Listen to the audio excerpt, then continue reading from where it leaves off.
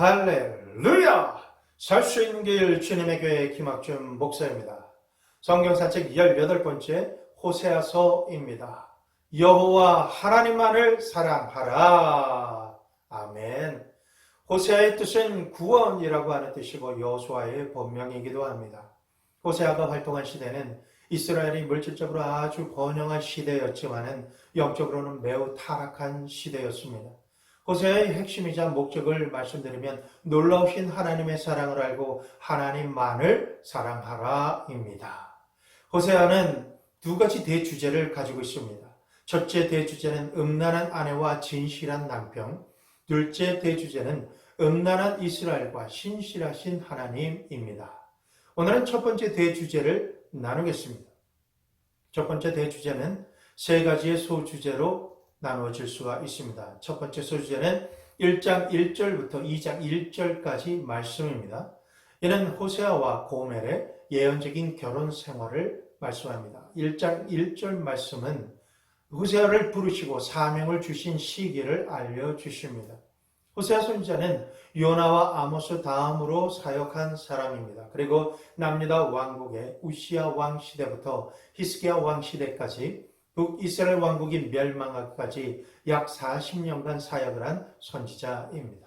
둘째로는 2절에서 9절까지의 말씀인데 호세아의 아내와 자식들에 대한 비유의 말씀입니다. 1장 3절 말씀에서 하나님께서는 호세아에게 음란한 여자를 맞이하여 음란한 자식들을 낳으라. 이 나라가 여호와를 떠나 크게 음란함이니라 하시니 이 말씀을 듣고 호세아는 순종하고 음란한 아내 고멜과 결혼하고 음란한 자녀 3명을 낳았습니다. 다음으로 3절 후반부터 5절까지의 말씀을 보겠습니다. 고멜이 임신하여 아들을 낳음에 여호와께서 호세아에게 이르시되 그의 이름을 이스르엘이라 하라. 조금 후에 내가 이스라엘의 피를 예후의 집에 갚으며 이스라엘 족속의 나라를 패할 것임이니라. 그날에 내가 이스라엘 골짜기에서 이스라엘의 활을 꺾으리라 하시니라. 호세아의 첫째 아들 이스라엘에 대한 말씀입니다. 하나님께서 왜 호세아에게 그 장자의 이름을 이스라엘이라고 하라고 명하셨을까요? 이스라엘의 뜻은 하나님께서 흩어버리신다, 하나님께서 파종하실 것이다 라는 뜻입니다. 하나님은 이스라엘의 이름을 통해서 이스라엘을 향해 심판하실 것을 말씀하시는 것입니다. 역사적으로도 이스라엘은 심각한 우상 숭배로 하나님의 심판을 받아 아수르 왕국에 의해 멸망당하고 국민 전체가 아수르 제국으로 포로가 되어 잡혀가서 살게 되었습니다. 다음으로 1장 6절 말씀을 보면 고멜이 또 임신하여 딸을 낳음에 여호와께서 호세아에게 이르시되 그의 이름을 러루하마라 하라. 내가 다시는 이스라엘 족속을 긍휼히 여겨서 용서하지 않을 것임이니라. 하나님께서 호세아가 두 번째 딸을 낳으면 러루하마라고 하라고 명하십니다. 러루하마는 은총을 입지 못하다, 긍휼히 여김을 받지 못하다라는 뜻입니다. 둘째 딸 러루하마라는 이름을 통해서 하나님께서는 다시는 이스라엘을 용서하지 않으시겠다라고 말씀을 하신 것입니다. 1장 9절 말씀을 보시면 여호와께서 이르시되 그의 이름을 로암미라 하라. 너희는 내 백성이 아니요 나는 너희 하나님이 되지 아니할 것임이니라. 고멜이 셋째 아들을 낳았는데 로암미, 나의 백성이 아니다 라는 이름을 지어주십니다. 이제부터 나는 너와는 아무런 상관이 없다라고 하시는 말씀인 것입니다. 소주제 세 번째 내용의 말씀으로는 1장 10절에서 2장 1절까지 말씀입니다. 이스라엘의 회복 예언에 대한 말씀이죠. 하나님께서는 이스라엘을 회복시키시기 위해서 호세아에게 자녀들의 이름을 바꾸라고 말씀하십니다. 첫째 아들 이스르엘의 이름을 이스라엘로 바꾸라. 파종되고 흩어지고 활이 꺾여버린 이스라엘을 이스라엘로 바꾸셔서 아브라함에게 주신 축복처럼 자손의 수가 바닷가의 모래같이 되어서 헤아릴 수도 없고 셀 수도 없게 하시겠다라는 말씀입니다. 다음으로 둘째 딸 러루하마는 루하마로 바꾸라. 이는 긍휼히 여김을 받지 못하던 자가 긍휼히 여김을 받는 자가 될 것이다 라고 말씀하시는 것입니다. 이어서 셋째 아들 로암미는 암미로 바꾸라.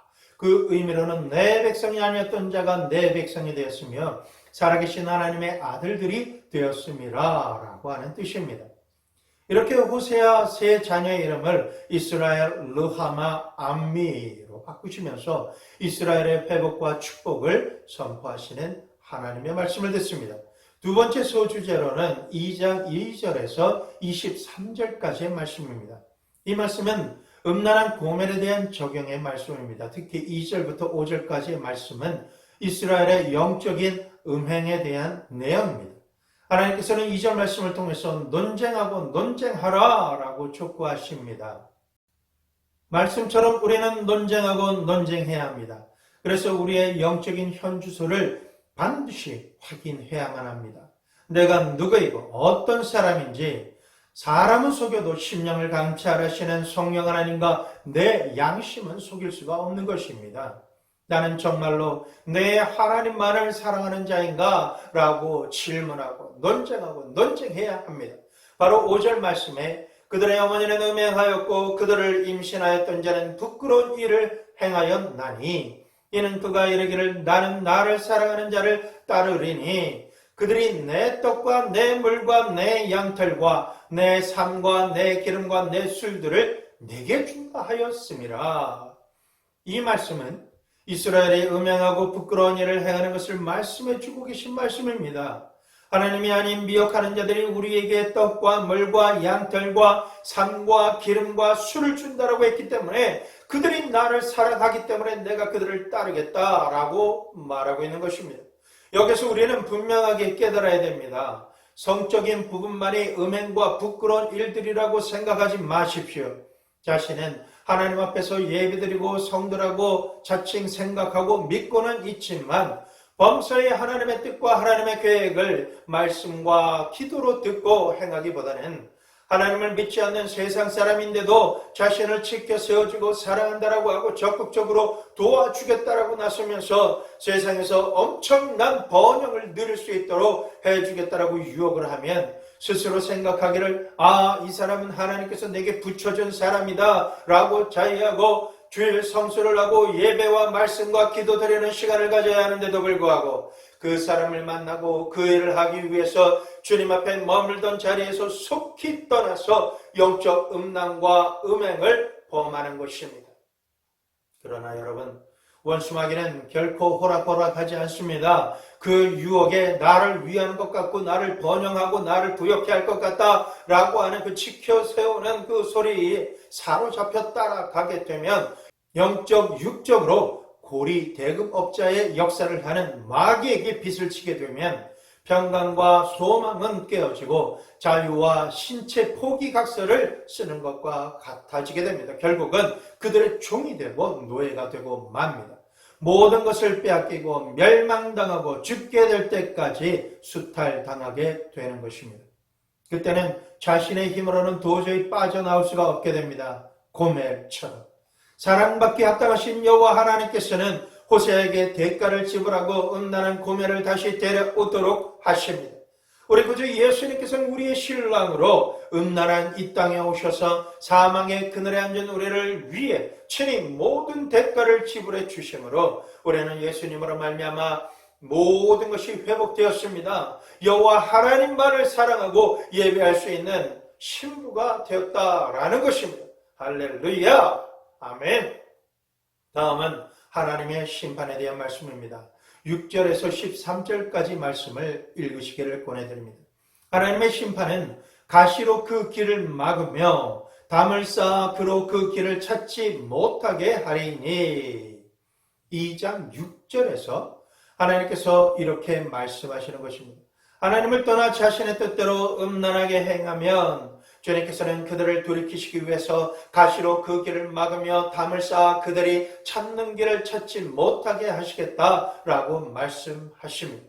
마치 아침 안개처럼 연약하고 아무것도 아닌 우리의 인생은 하나님의 보호하심과 공급하심이 없으면 가시에 찔리고 담으로 가로막혀서 갈 바를 알지 못하는 만사불통의 주인공이 됩니다.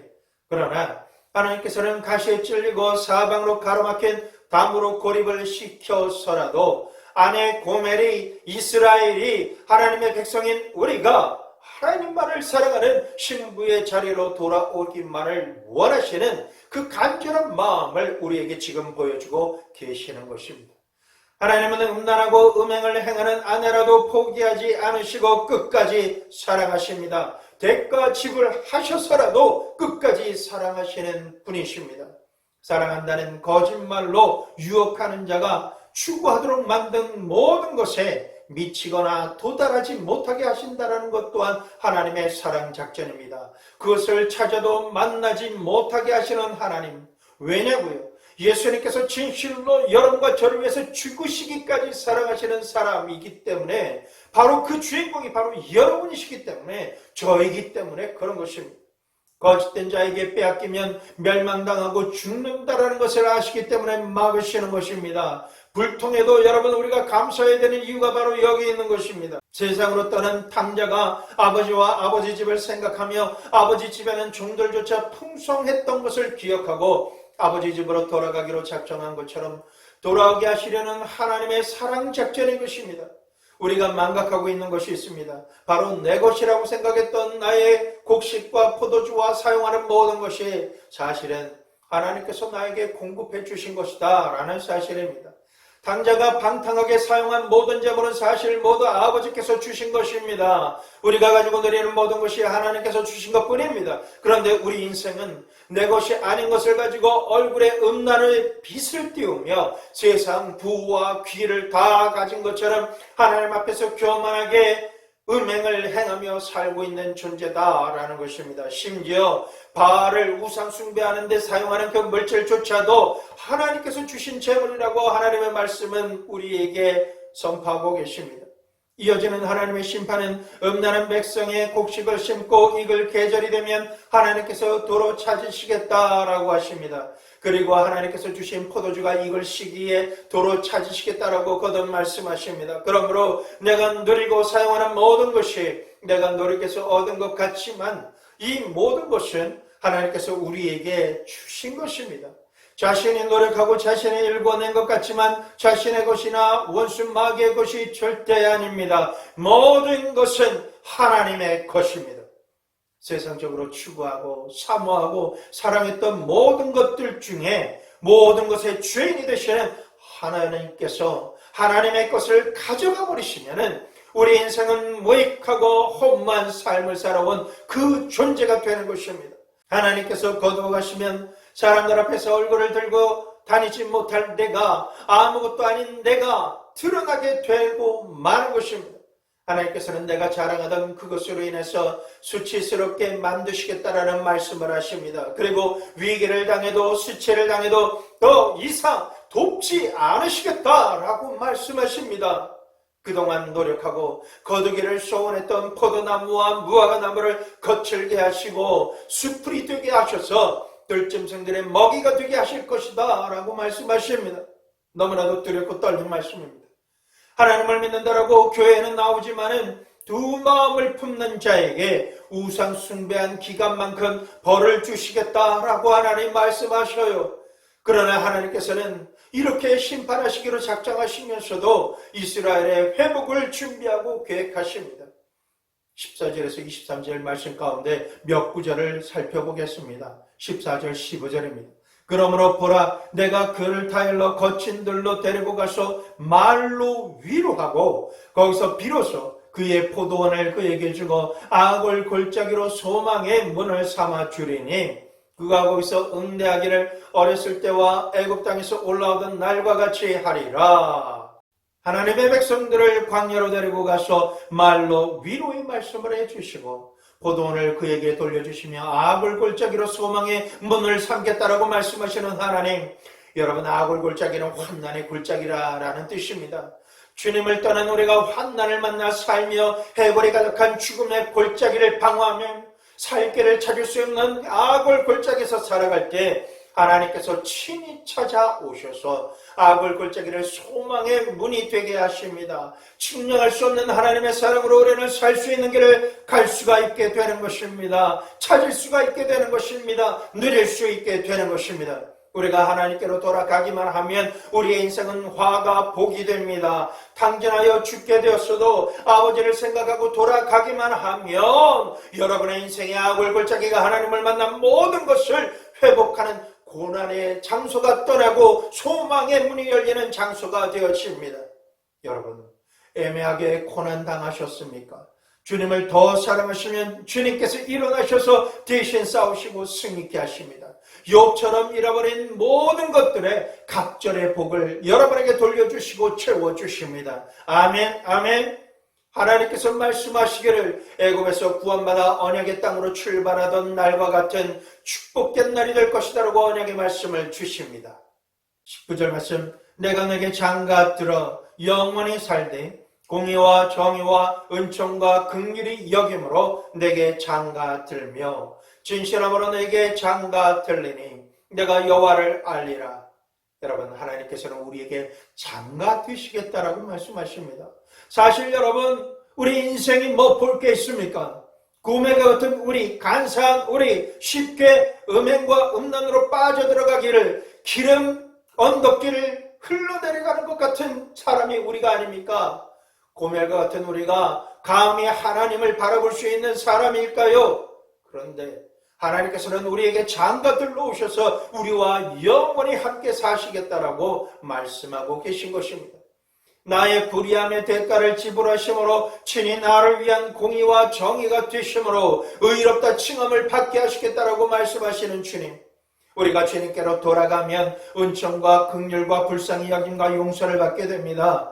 호세아에게 음란한 고멜에게 장가 들라라고 하신 것처럼 하나님께서는 신랑 되신 예수님으로 우리에게 장가 들라라고 하시고 주님은 오신 것입니다. 세 번째 소주제인 호세아서 3장 말씀은 음녀 고멜을 위한 구속의 말씀입니다. 1절에서 3절까지의 말씀은 타인의 사랑을 받아 음녀가 된 고멜을 사랑하라 라고 말씀하십니다. 전에도 음녀로 살아왔던 고멜, 그러나 다시금 음란하게 다른 사람을 따라서 하나님을 떠난 고멜, 음행의 길로 가서 돌아오지 못하고 있는 고멜을 하나님께서 하시고 하나님께서는 호세에게 명하셔서 또 가서 타인의 사랑을 받아 음녀가 된 고멜을 사랑하라 라고 하십니다. 성령께서 이렇게 우리에게 계속해서 오시고 터치하시는 것입니다. 하나님께서는 우리를 결코 포기하지 않으십니다. 끝까지 우리를 사랑하십니다. 우리가 유일하게 믿을 분은 여호와 하나님 한 분밖에 없습니다. 타인의 사랑을 받아 음녀가 된 그 여자를 사랑하라. 이 말씀은 고멜뿐 아니라 모든 사람에게 소망이 되는 말씀인 것입니다. 여러분, 이러한 사랑은 이 세상에 없는 사랑이에요. 세상에서는 믿음과 신뢰를 완전히 저버린 사람에게는 어떤 기대도 기회도 주지 않습니다. 어떠한 가망도 없는 회복 불능의 사람이 되고 마는 것입니다. 그러나 놀라우신 하나님의 사랑은 그럼에도 불구하고 부정한 나를 사랑하시면 변함이 없으신 사랑 자체이신 것입니다. 하나님은 사랑이시라. 아멘. 내가 은 15개와 보리 한 호멜 반으로 나를 위하여 그를 사고, 반복해서 음녀가 된 고멜을 용서하는 것도 세상에서는 이해할 수 없는 일인데 은 15개와 보리 한 호멜 반으로 대가를 지불하고 하나님을 위해서 그를 사라 라고 말씀하십니다. 우리가 용서하고 용납하고 대가를 지불하고 품는 것은 하나님을 위해서 순종하는 것입니다. 호세아는 그를 떠났던 음란한 아내를 은 15개와 보리 한 호멜 반으로 사서 다시 데려옵니다. 하나님께서 원하시는 용서와 용납은 입술과 마음으로만 하는 것이 아닙니다. 대가까지도 지불하는 것이 하나님을 위해 순종하는 것입니다. 시대적으로 보면 하나님만을 신뢰해야 할 이스라엘과 유다가 정치적인 입지를 견고하게 하기 위해서 동맹국들을 신뢰했습니다. 호세아는 오직 하나님만을 믿고 신뢰해야 한다라고 그들을 향해 경고합니다. 이스라엘과 유다가 이방 국가들과 동맹을 맺으며 하나님을 불신하고 무시했습니다. 이것은 하나님만을 믿어야 할 선민으로서 절개를 팔고 창녀 노릇을 한 것이나 마찬가지였던 것입니다. 3절에 그에게 이르기를 너는 많은 날 동안 나와 함께 지내고 음행을 하지 말며 다른 남자를 따르지 말라. 나도 내게 그리하리라 하였노라.